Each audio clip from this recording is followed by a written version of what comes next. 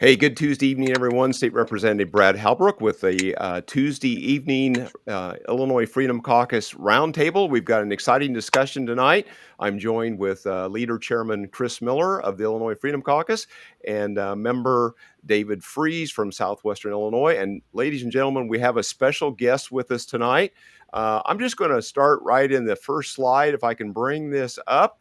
We're going to talk about election integrity and the SAVE Act with our very special guest, Cleta Mitchell. And Cleta, let me pull this next slide up. And so you are a former lawmaker, you're an attorney, an election integrity warrior, and a SAVE Act champion. Welcome, Cleta. Well, thanks so much for having me. I'm really happy to be with you guys. Excellent. Well, I know we've got a lot to talk about. I know this is a hot topic. You were before the Ethics and Election Committee last Tuesday or Wednesday afternoon in Springfield. You got to speak about this very important SAVE Act. Well, I'm just going to kind of open it up, and Cleta, the floor is yours, and we'll kind of go through our slides here this evening. Okay, great. Well, the purpose of the SAVE Act is to correct an error that we believe the United States Supreme Court made in 2013 in interpreting the National Voter Registration Act. The National Voter Registration Act was passed in 1993. People refer to it as motor voter. It is the law, it's a federal law that requires that the departments of motor vehicles offer voter registration to everybody who goes in to get a driver's license or register their car or whatever. It also requires social services agencies that give welfare benefits to also register people to vote. It also requires that the federal government, the Election Assistance Commission, prepare what's called the federal voter registration form. And every state is required to accept and use this federal form. And on the form, when people register to vote, and the DMVs across the country, the Departments of Motor Vehicles or whatever it's called in your state, it is the largest source, the number one source of voter registrations in the country. And so we've got Departments of Motor Vehicles registering people all over the country to vote, registering them to vote, sometimes registering 2 or 3 times. That's one of the problems with our voter rolls. But it also has a box that you check to say whether or not you're a citizen. But there's no proof of citizenship. And this case in the Supreme Court arose out of Arizona, where the legislature referred to the people, and it was adopted in 2002. So now we're talking about 23 years ago. Arizona has been trying to get proof, documentary proof of citizenship as part of their voter registration. And the Supreme Court said that the Election Assistance Commission that prepares the form and issues the form could not put state-specific requirements on the form or to accompany the form. So the SAVE Act simply reverses that Supreme Court decision and says not only do we allow states to ask for documentary proof of citizenship, but we're going to require it.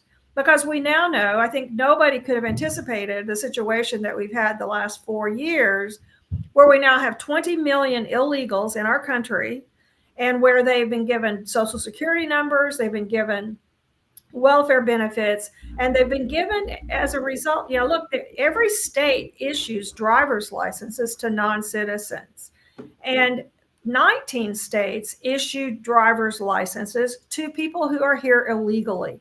And so that is then used to register to vote. The SAVE Act would correct all of that, require that new registrations, they would have to provide documentary proof of citizenship.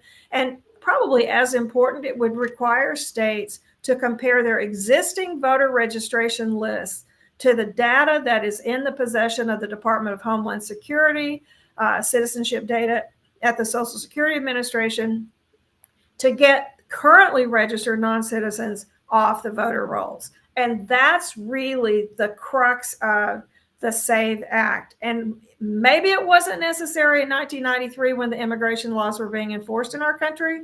And maybe if President Trump had been president the last 4 years, we wouldn't have needed it, but we need it now. Mm-hmm. And as much as anything, we need it to get the non-citizens who've been registered to vote, to get them off the registration rolls. Okay, excellent. Cleta, is there anything else to talk about on this slide, or should we go to the next slide? We can go to the next one. Okay. All right. So Illinois, prime example. We've seen this very thing happen out where 10 years ago, 11 years ago, we put into existence a temporary driver's license that distinguished from a regular driver's license. But a year or so ago, they peeled that off to where now the temporary driver's license looks just like the regular driver's license. Cleta, how is this a problem for Illinois and the voting situation? And I'll let you explain this further. Well, it's a problem in every state. You're not the only state that's done this. Wisconsin, your neighbor, also does this, where the license that is used or the ID that is used for voting is, it looks exactly like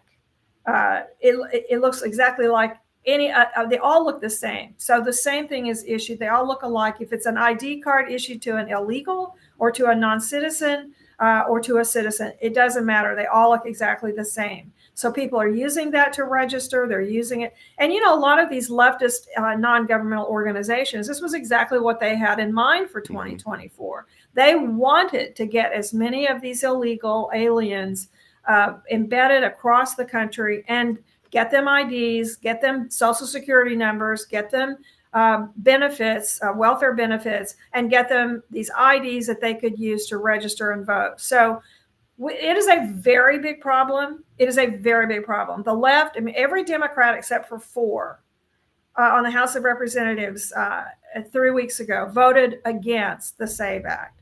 And so we know that they want illegals and non-citizens and aliens to be counted for purposes of the census. They don't want to ask the census question, are you a citizen? This whole idea of having illegals, people who are in our country illegally, giving them voting rights and basically all the benefits and privileges of citizenship without being citizens, it's a very big problem. And that's what we're fighting against. Yeah. Cleta, is there anywhere in the world that us as Americans can go without any documentation and be able to, number one, get into their country, and number two, be able to vote in their elections?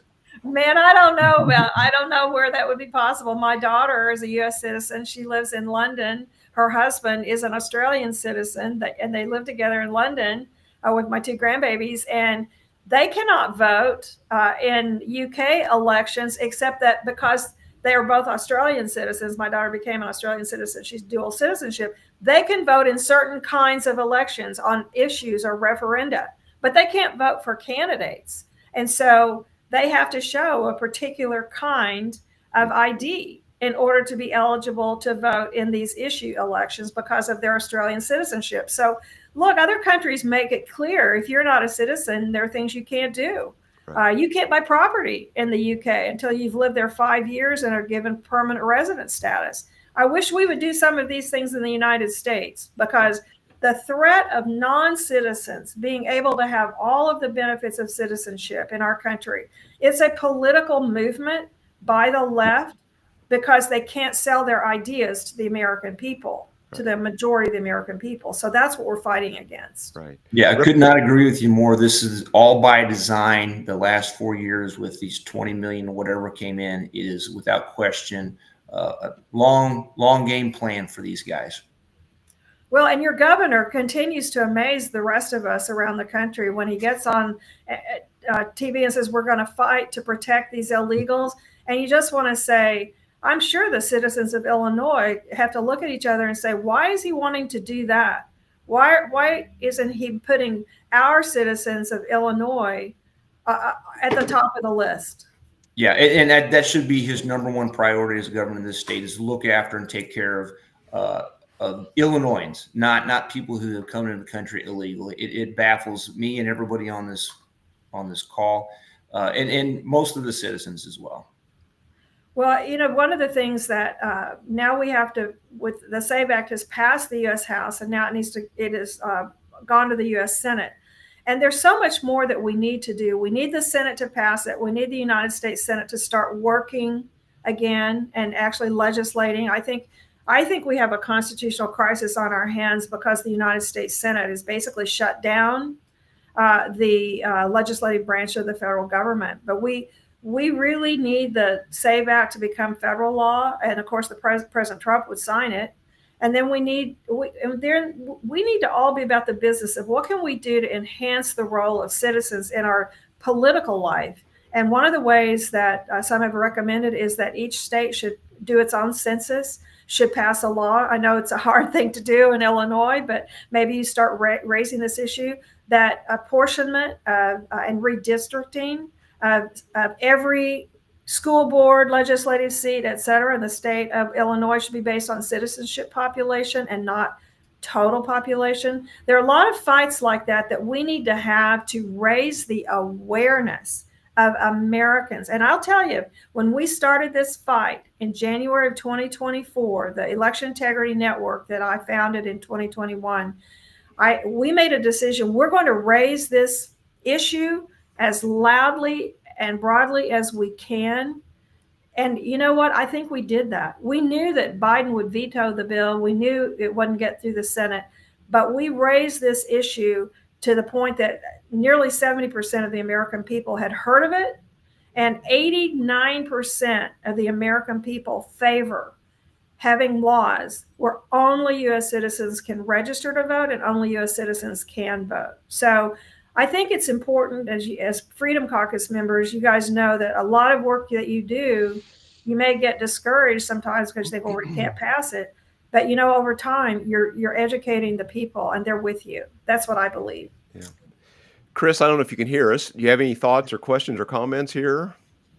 No, I think it's absolutely right. Is one thing that the legal citizens in the U.S. won't do is they won't vote for Democrats because they don't have any ideas that are going to make the quality of life better for those individuals. And so the only way that they think that they can win elections is by cheating, and this mechanism is completely geared up so that they can have harvest illegal ballots and get people to vote for them that really don't understand the dynamics of even any of what the policies do.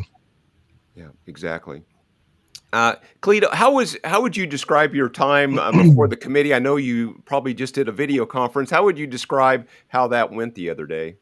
Well, I actually didn't do it. I actually had our executive vice president, Carrie Telosco, and she was the one who testified. And actually, I asked her that very question, and she did a great job. And she said that it was just so interesting to hear the Democrats ask her the same old stupid questions that the members of Congress, the Democrats in Congress, I mean, as Chris says, they have no new ideas. The most hilarious thing of all to us is that they have no arguments against something that 89% of the people favor.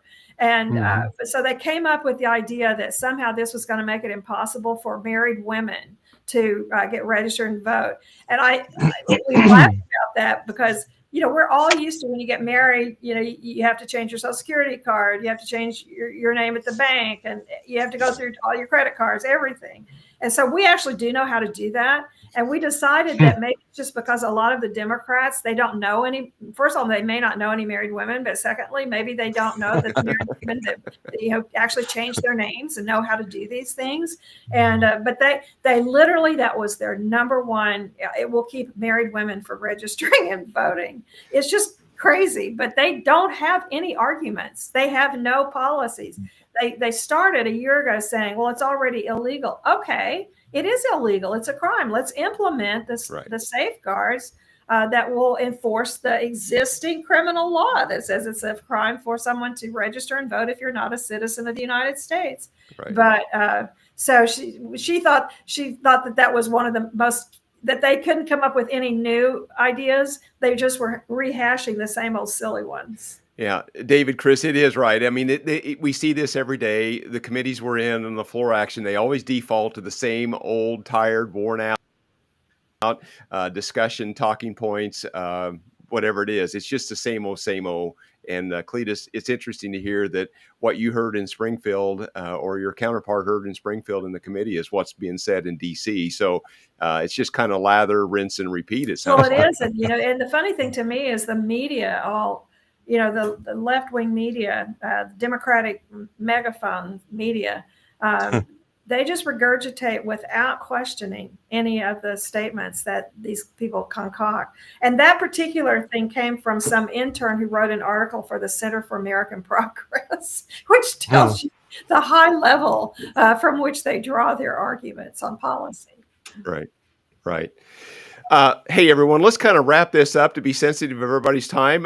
Representative Freeze, any closing thoughts or questions here briefly, and then we'll go to Chris, and then we'll go to our kind of our No, closing I slide. just the push that back that we're getting from the Democrats on this is further example of them not wanting to criminalize criminal behavior, and it's absolutely Mhm. crazy. Cleta, I love having you on. Appreciate you joining us. Thank you for having me. Yeah. Yeah. Chris? Well, thank you for joining us this evening, Cleta. We appreciate your insights on this topic. It's interesting now that they really don't have any argument for their position on this topic. I mean, it's completely insulting to women to think that for the Democrats to say women are too stupid to register to vote is just mind blowing to me that there's no pushback against that. But like you say, that I mean, this is all common sense. I mean, in order to vote in an election in the United States of America, you must be a legal citizen. Now, I'm not exactly sure how anybody can argue with that, but what we need to continue is to continue to be a megaphone for this issue, continue to educate the American people as to what kind of shenanigans and games the radical left is up to, and hopefully over time that we'll get this fixed. Yeah, exactly. And Cleta, I just find it appalling that all a person has to do is check a box that they're a U.S. citizen. They don't have to provide any documentation. And when I've talked to folks about this across the state, they're just stunned that you don't have to provide some level of documentation. So we all appreciate the work you're doing here in the state, in the nation with this issue. Any closing thoughts, Cleta, before we wrap up Well, I'll this just evening? say that Congresswoman Mary Miller was one of the Republicans who took to the floor to argue in favor of the SAVE Act when it was passed 3 weeks ago. And she made that very point that women are plenty smart enough. They know how to get their names changed. They know how to register to vote. And look, I would urge people, this idea of citizenship being paramount to be involved in our body politic is number one on our Citizens Elections Bill of Rights. And if people want to find that, they can go to www.votefair2026.com. Vote, that's FAIR, votefair.com. We have 10 principles for election integrity, and we're going to be working on that over the next 4 years till we fix our terrible election system that Democrats and their left-wing allies have wrecked deliberately over the last several years. Yeah, exactly. Gentlemen, thanks for joining us. Cleta, thanks for joining us. We've got the next slide coming up here as we wrap up. This is where you can find us, IllinoisFreedomCaucus.org. Cleta, this is a website, I guess, that you are responsible for, the Election Integrity Network. So who's counting us.us and CPI.org. And of course, our Substack is a good way to stay in touch with us on a routine basis. And so if I can get to my video with that, unless there's anything else, we'll close out and say good night. And again, Cleta, we appreciate you being with us this evening, and let us know how we can be helpful in the future. Thanks, everyone.